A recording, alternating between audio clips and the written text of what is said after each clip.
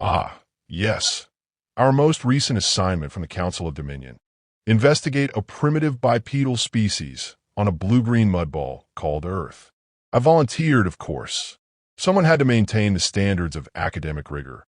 And besides, observing apes that spend half their energy posting images of themselves with artificial ears and tongues on social media seemed like an amusing diversion. We had already won the war in every meaningful sense. Earth was merely a mop-up exercise. Their planet's defenses consisted of gasoline explosions, metal projectiles, and something called microwave burritos. How could such a culture survive the infinite tide of the Empire? I, Scholar Commander Veron, led the expedition with the appropriate balance of dignity and disdain. My peers envied my assignment, whispering that I would return with a primitive in chains and a string of witty observations to entertain the council. My own expectations were modest. Study one specimen, collect data, file a report with the appropriate footnotes mocking their reality television, and return in time for the seasonal debates. It was, by all accounts, a trivial duty. The target was easily identified. A lone human male, mid-30s, camping beside a sluggish river in what they call Montana. He was cooking fish over a crude fire, humming to himself while fiddling with strips of metal and adhesive, what locals exalt as duct tape. I remember laughing at the sight.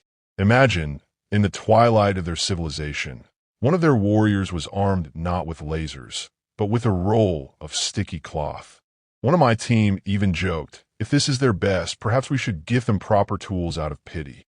I approved the abduction. The transport beam carried him aboard effortlessly. He offered no resistance. His head lolled, body slack, features calm. I expected a struggle, perhaps a scream, at least some drool for the sake of entertainment. Instead, he slept like a stone. Pathetic, I noted in my recorder. Even the farm beasts on Vaith resist longer. My junior officers chuckled dutifully. We placed him in the analysis chamber, secured with paralysis fields tuned to disrupt even the most obstinate biology. He remained utterly still, though, curiously, the edges of his mouth lifted as though in mockery of a smile. I dismissed it at once. A meaningless muscular spasm, I told myself. Yet my second-in-command hesitated longer than necessary before sealing the chamber. It was necessary to make a preliminary observation for the record, so I began dictating. Humans, I noted, are bipedal mammals, soft-bodied, reliant on a fragile skeleton and inadequate sensory perception. Their achievements include emojis, tiny faces they insert into communication because words alone apparently fail them. Their entertainment consists largely of contests to consume large quantities of food on camera. The council had debated whether such a society could even be considered sentient. I confess, I leaned toward the negative. Still, there were oddities. Our long-range probes had captured instances of unusual human behavior. Reckless bravery, sudden violence, chaotic improvisation. Entire news channels dedicated themselves to chronicling these anomalies under the category Florida Man. We concluded such incidents were aberrations, not representative of the species as a whole. Every zoo has its mad beast, I reminded my team. Humans are no different. Yet as I looked at our specimen, something gnawed faintly. His stillness was too deliberate, his features too composed. I shook off the thought. Anthropomorphic projection, surely. After all, we were the victors of galaxies. They were latecomers, primitive wanderers who stumbled on a fire and declared themselves kings. This one would be no different. The central conflict, as far as the Empire was concerned, had already been decided. Humans had no chance of resistance. My role was merely to document their inferiority and prepare the final report. But there was an undercurrent, unspoken even among my crew, that lingered. The war had been costly, far more costly than anticipated. Entire fleets burned in the void against hastily assembled human squadrons. Their machines were crude, but they fought with a savagery difficult to quantify. More troubling were the rumors. Isolated victories where human ground units had resisted impossible odds, ambushed elite commandos, turned every terrain into a trap. We dismissed these as anomalies, Florida man again, writ large. Yet the whispers persisted. Our specimen stirred once more, barely perceptible, but enough to silence the laughter of my aides.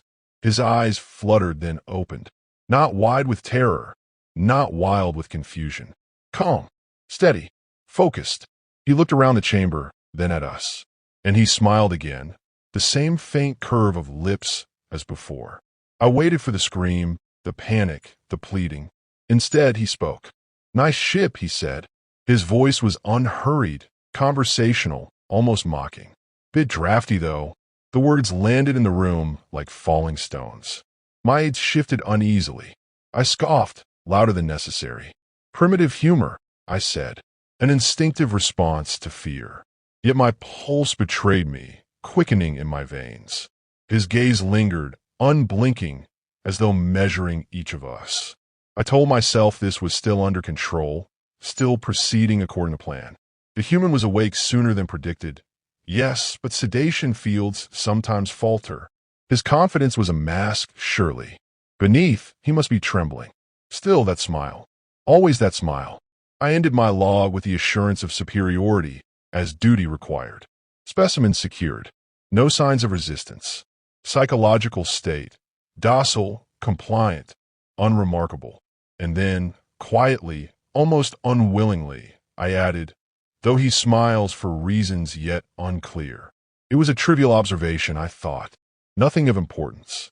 Yet even as I sealed the chamber and prepared the first battery of tests, that smile remained with me. It was not the smile of prey. It was not even the smile of a fool. It was the smile of one who knows something you do not. And for the first time in all my years of conquest, I felt an unfamiliar flicker. Not triumph, not satisfaction, but the faintest outline of doubt. The human's eyes lingered on me longer than was comfortable, his head tilting slightly as though he were evaluating my worth. For the sake of appearances, I raised my chin, ensuring my subordinates noted my composure. Protocol dictated I begin preliminary questioning, so I asked the expected: name, origin, emotional state. He responded without hesitation, his voice even, his tone disturbingly casual. "Name's not important," he said. "Origin? Earth, obviously. Emotional state? Curious. You." The last word came with a flicker of amusement, as though he believed we might share something in common. I dismissed it immediately. Prey does not converse with predator as equals. Yet the strange cadence of his words unsettled me. Ordinarily, captives in this situation cried out or broke into incoherence. Some fainted entirely. This man, however, began to study the chamber walls, his gaze sharp, attentive. He spoke again. "Electromagnetic dampeners in the ceiling. Smart. Must cut off radio leakage. Doesn't do much for airflow, though." My crew exchanged uneasy glances. I snapped at them to resume their duties. It was impossible for him to deduce the function of our equipment. Primitive intuition, nothing more. But his eyes, calm and probing, gave the impression of someone cataloging us in turn. I continued the procedure, instructing my officers to calibrate the scanners.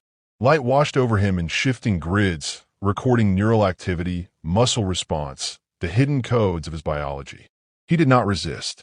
In fact, he leaned into the beam, as though inviting it. Then he chuckled, low, quiet, the kind of sound that unsettles without clear reason. "That tickles," he murmured. "Feels like one of those old airport scanners. Guess you never heard of TSA." I made note of the unknown reference, though irritation clouded my analysis. His behavior did not match the pattern of any species previously studied. He asked questions instead of answering ours. He speculated about ship layout, about crew roles. "You're the leader," he said, pointing to me. "You don't talk much." "You." His gaze shifted to my lieutenant. "You're nervous." "Probably the tech guy." "And her," he nodded at my medic, "she's the one you all defer to when things go wrong, even if you don't admit it." The accuracy of his observations silenced the room. It was my duty to reassert control. I reminded the team, and myself, that this was still a primitive ape. Coincidence explained his deductions, no more. Yet his smirk lingered, and I could not escape the feeling that he had been studying us longer than we realized. He turned his eyes back to me. You brought me up here because you think we're weak. You think the war's already won. His voice was calm, almost conversational. But you've got it backward. You never fought us at our worst. You fought civilians, soldiers pulled off the street, kids playing soldier. You never fought men who make war their trade. There was no heat in his tone, no raised voice or clenched jaw. That was what made it terrifying. He believed every word he spoke, and he spoke them with the certainty of someone revealing a fact rather than a threat. I tried to dismiss him with a wave, ordering the next stage of analysis. But inwardly, I noted the shift. This was no frightened subject. This was someone performing. During the second scan, he began to hum softly. The tune was unfamiliar, jagged, rhythmic. My sensors registered a spike in his neural activity, though his body remained relaxed. The medic asked if she should increase the sedation field. I refused. To escalate against a subject so docile would have seemed cowardly. He opened one eye during the scan and whispered, "Lights are flickering. Might want to check your power grid." At that moment, the illumination dimmed, just for a second, before stabilizing. My crew stiffened. I declared it coincidence, though my voice cracked slightly in the saying. He smiled again, the same infuriating, quiet smile. "I was awake on the way up here," he said suddenly. My blood chilled, though I did not show it. "Your restraints, weak to vibration. The humming of your engines gave me enough rhythm to keep count. 312 seconds between course corrections. I could map your trajectory if I wanted." He closed his eyes again, as if bored. "You should really fix that." For a moment, the room was silent except for the steady pulse of the scanners. I forced myself to breathe evenly, to speak with measured control. "He lies," I declared. "He cannot possibly track such details." Yet my crew avoided my gaze. They had heard him, and worse, they believed him. The human shifted on the table, though our fields held him bound. His voice dropped lower, almost conspiratorial. "I know where your cameras are," he said. "I know which of you doubts me most. And I know that back home, the ones you didn't capture are already preparing. We like to play dumb, see. Makes the enemy overconfident. But once in a while, you catch one of us who doesn't like to play." He opened his eyes, blue and sharp, piercing through the haze of sedation. "And that's me." I wanted to laugh, to call it bravado, but the weight in his gaze pinned me to the floor. Something ancient lived there, something not bred by our laboratories or engineered through strategy. A kind of ruthless clarity. I cleared my throat, recorded the observations with stiff precision, and ended the session. For the official log I marked, subject displays abnormal psychological resilience, possibly enhanced intuition. No threat of consequence. But privately, to myself, I whispered the question I dared not voice aloud. How much of what he claimed was true? We escorted him back to confinement, though even as he was led away, he turned his head slightly toward me. "This is going to get interesting," he said softly. And then, once more, he smiled. That night, as the crew rotated into rest cycles, I found myself replaying his words in my mind. My arrogance felt thinner, stretched like a fragile membrane ready to rupture. The war had been won, we told ourselves. Humanity broken, scattered, humbled. Yet here, in the silence of my chamber, I could not silence the echo of his calm, deliberate voice. He had not threatened me. He had not begged. He had observed, commented, advised, as though the balance of power had already shifted. And though I resisted the thought with every fiber of reason, I began to wonder if he was right. The chamber hummed with the steady rhythm of our scanners, a low mechanical thrum meant to intimidate lesser species into compliance.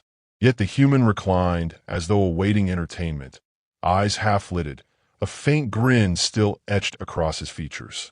My medic adjusted the neural array, expecting primitive brain waves, chaotic, sluggish, predictable. Instead, the display erupted in violent spikes, patterns so complex our algorithms faltered, stumbling over data they could not process. "Interference," my lieutenant muttered, recalibrating. But the readings remained the same, pulsing with impossible intricacy.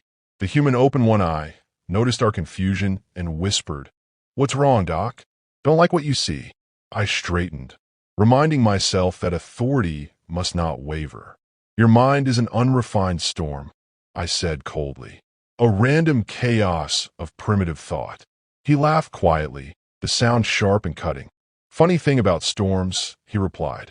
They look chaotic, but every gust has purpose if you know where to stand.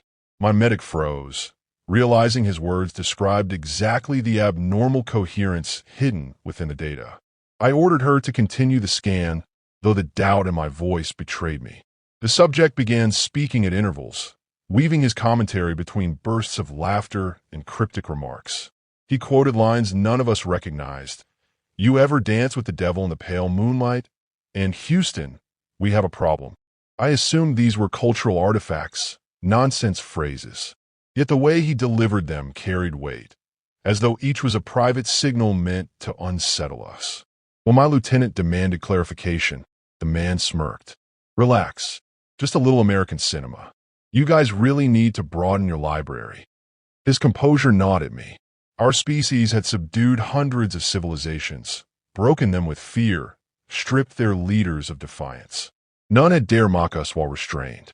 And yet here was one man, humming tunelessly, grinning like a predator who already understood the hunt was his. The medic announced a new finding: elevated problem-solving indices, far exceeding baseline projections. Neural architecture displayed adaptive rerouting, as though his brain rewired itself in real time. I scoffed outwardly, but inside a shadow crept through me. He should not be capable of this. By every metric, he was a primitive mammal. Yet the evidence glared back from our own instruments. Then he began narrating his observations of us. "That panel," he said, nodding toward the corner, "links straight into your environmental systems. All it'd take is a feedback loop to shut down oxygen circulation. That one, communications relay. Nice redundancy, but weak encryption." His eyes shifted again. "And your AI core, hiding behind that wall. You should upgrade its failsafes. Looks vulnerable." Each word was casual, but my crew stiffened visibly. He was not guessing. He was mapping us in real time. I barked at them to ignore him, to focus on the mission, but his voice slid under their skin like a knife. He ended his litany with a soft chuckle. "Don't worry. I'm not planning anything yet." That single word, "yet," hung in the air like smoke. Unable to tolerate the erosion of discipline, I confronted him directly. "What are you?" I demanded. "A soldier? A spy?" His smile faded just slightly, replaced with an unnerving calm. "Ex-military," he said at last. "Special operations. After that, counterintelligence. These days, I test systems for weaknesses. Security consultant, if you want the polite term. Some people call me a professional saboteur." His tone was conversational, as though he were introducing himself at a dinner gathering, not confessing to being the embodiment of everything we feared in an enemy. I forced a laugh, brittle and hollow. "You are boasting, bluffing. One man cannot undo the work of an empire." His eyes bored into mine. "One man is all it takes if nobody sees him coming." A silence stretched across the chamber. My aides avoided my gaze. Even the medic's hands trembled as she adjusted the equipment. For the first time in my career, I felt the balance of power slipping. Not by force, not by weaponry, but by presence alone. He had inverted the experiment. We were no longer studying him. He was studying us. Then came the final revelation, spoken so casually I almost missed its meaning. "I've already sent a message," he said. My chest tightened. "Impossible," I snapped. "You were restrained. Communication blocked." His smile returned, sharp and knowing. "You put a scanner on my head, remember? Streams of energy, frequencies bouncing through your systems. You think I wasn't listening? You think I can't improvise?" The medic whispered that brain activity during the scan had spiked into patterns resembling code. My lieutenant cursed under his breath. My own denial caught in my throat, faltering. He continued, his voice smooth. "The signal's already out. Not much, just enough to say I'm here. Enough for them to know. They?" I asked, though I regretted the question instantly. He leaned back, eyes closing once more, as if savoring the moment. "Men like me," he said. "The kind you never wanted to meet. You've been fighting civilians, conscripts, amateurs. But now it gets serious." Panic rippled through the crew despite my attempts to steady them. If he spoke truth, Then Earth had reserves we had not accounted for, an invisible core hidden behind laughter and chaos. If he lied, then he had already infected us with fear. Either outcome threatened control. I forced myself to speak with authority, ending the session, declaring him unstable, unreliable, delusional. Yet even as the words left my mouth, I felt their hollowness. He had shown us too much, revealed too many cracks. The data on the screens bore witness, and the unease in my subordinates' eyes mirrored the dread blooming in my own chest. As guards escorted him back to confinement, he tilted his head toward me. "By the way," he said softly, "you should double-check your power grid." At that moment, the lights dimmed once more, flickered uncertainly, then steadied. His smile lingered even as the door sealed shut. Alone in the chamber, I recorded the official summary. Subject displays abnormal neural patterns. Exhibits disruptive psychological tactics. No credible threat. But when the recording ended, I sat in silence, staring at the faint shimmer of the scanner still echoing with unreadable code. The war was won, I told myself. Humanity broken. Yet a single man had sewn cracks into the foundation of our certainty. And though I swore to dismiss it as coincidence, I could not banish the echo of his voice. One man is all it takes. The words haunted me like a prophecy. The ship groans in a way it was never designed to groan, as if the very architecture understands the gravity of what is happening. I am still narrating this, though my words feel less like a report and more like the scratching of an obituary. Not for him, for us, for the Empire. The human sits at the command dais. Our dais, mine, the seat of captains who have commanded 1,000 victories, and he looks unnervingly comfortable. His posture is not regal or ceremonial, but relaxed, as if slouched into a couch at home, channel surfing through the destruction of our fleet. His fingers move with surgical precision across interfaces he should not comprehend. The consoles obey him as if they were made for him. I find myself wondering if perhaps, in some cruel cosmic joke, they were. I catalog his behavior because it is the only thing I can still cling to. Observation is science. Science is order, and yet the order is disintegrating. He mutters things under his breath that none of us understand. Lines, perhaps, from his cultural scrolls of entertainment. "I love it when a plan comes together," he said at one point, smirking. "My translation nodes are unsure. It is not a military doctrine, not a code phrase. It is humor. Humor in the face of annihilation. The capacity to laugh in such moments is either madness or mastery. Our engineers lie bound not by force, but by their own panic, too frightened to approach him, too paralyzed to resist. He had looked at them once, just once, and said, "You've built a beautiful system. Shame about the back doors." They wilted. These were not words of threat. They were words of revelation. That phrase, back doors, is still burning in my lexicon like a scar. I am aware that he has transformed our ship into an extension of his will. He sits in the center of it like a conductor, and we are the orchestra compelled to follow the score. At first, I believed he had tampered with our core processors. But the truth is far worse. He never touched them. He simply convinced them, through his strange manipulations of logic and phrasing, that he was the rightful operator. I cannot reconcile it. Machines do not have loyalty. And yet, here they are loyal to him. I record this, perhaps as a warning, perhaps as a confession. He has not harmed us physically. This fact unsettles me more than any violence could. The restraint is terrifying. He does not need to kill to dominate. Death is crude. Control is elegant. Instead, he lectures us. "You shouldn't have woken me up so early," he says. I was enjoying the peace and quiet. He speaks as though he interrupted a nap, not as though he is a prisoner on a vessel of war. When he noticed my confusion, he added with a grin, "You people don't do well with sarcasm, do you?" Sarcasm. I have learned to hate that word. It is a weapon sharper than any blade. His sarcasm dismantles our confidence more efficiently than explosions. Every casual remark carries weight we cannot measure. Every offhand comment seeds doubt. He asked one officer how often we rotated our encryption keys. The officer stammered, unprepared. The human only smiled. He didn't need the answer. He already knew. The crew whispers now, though they think I do not hear. They speak of him as if he is not flesh, but a phantom, a myth. They invoke Florida Man in trembling tones, as though that strange anecdote from his world has become a title, a crown. I recall my own laughter at first hearing such stories. A man wrestling reptiles for sport?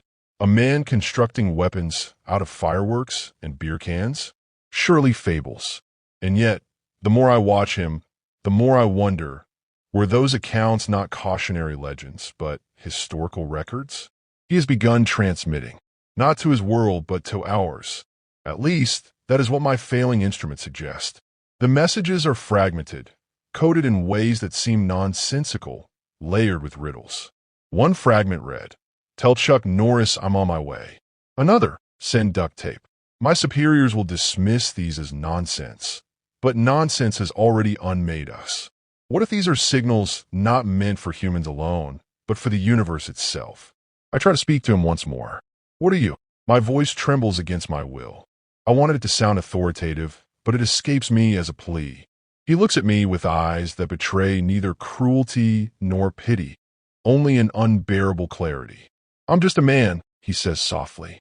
"That's what should scare you." And it does. The war, as the title of this cursed chronicle insists, was lost. We knew defeat once the humans took over, not by fleets or armies, but by the presence of one. The rest is mere unraveling. Our ships are not destroyed, they are repurposed. Our strategies are not crushed, they are rewritten. We are not slain, we are instructed in our obsolescence. He told us Earth was never weak, never primitive. It was patient. Let us look down on it, laugh at it, underestimate it, because arrogance blinds deeper than any veil. We never realized the true battlefield was perception itself. I now understand what it means to be humbled. It is not the loss of power. It is the loss of the illusion of control. He walks among the consoles now like a warden among cells. The crew avoids his gaze. When he notices their fear, he does not exploit it. He simply notes it. That indifference is more devastating than domination. We do not even merit his full attention. I am no longer certain whether I am writing this as a warning for others or as a confession of my own failure. Perhaps both. If this log survives, let it testify. The human never raised a weapon. He raised doubt, curiosity, humor. He raised questions that dismantled the foundation of our empire more thoroughly than war ever could. And as I watch him lean back in the captain's chair, feet crossed at the base as if he owns the stars, I realize the most dreadful truth. He does. He owns them now, not by conquest, but by inevitability. The war was lost, yes, but it was not lost in battle. It was lost in the moment we believed humanity weak. It was lost the instant we mistook laughter for frailty, patience for ignorance, duct tape for simplicity. This is the end of my report, or perhaps the beginning of humanity's. I do not know if I will be alive when others read it. I do not know if survival is even relevant anymore. I know only this. He was right when he said fear was unnecessary. For what need is there for fear when inevitability already reigns? And still he smiles. That smile will haunt me across whatever fragments of empire remain. It is not cruel. It is not kind. It is simply human. And that, in itself, is terrifying.